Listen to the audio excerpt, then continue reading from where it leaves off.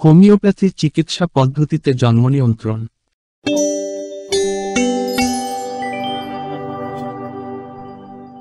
সন্তান না চাইলে নিরাপদ সময়ে সেফ পিরিয়ড মেনে সহবাস করুন, যার পরিধি হল মধ্যবর্তী 1/3 বাদ দিয়ে অবশিষ্ট দিনগুলি। যেমন কারো যদি 30 দিন পর পর মাসিক হয়, তবে মধ্যবর্তী 10 দিন হল বিপজ্জনক সময়।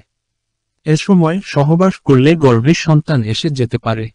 পক্ষান্তরে মাসিক শুরু হওয়ার দিন থেকে প্রথম 10 দিন এবং পরবর্তী মাসিক আরম্ভ হওয়ার পূর্ববর্তী 10 দিন নিরাপদ সময়। তবে সতর্কতার জন্য প্রথম দিকের 7 দিন এবং শেষের দিকের 7 দিনকে নিরাপদ সময় ধরে নিতে পারেন। সেফ পিরিয়ড পদ্ধতিটি কেবল তাদের জন্যই প্রযোজ্য যাদের মাসিক নিয়মিত হয়ে থাকে।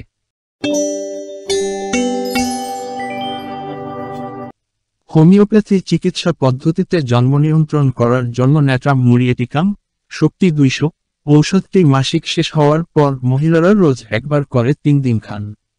তবে সপ্তাহখানেক কাঁচা লবণ এবং টকজাতীয় খাবার বন্ধ রাখতে হবে। দুটো পদ্ধতিরই 99% গ্যারান্টি আছে।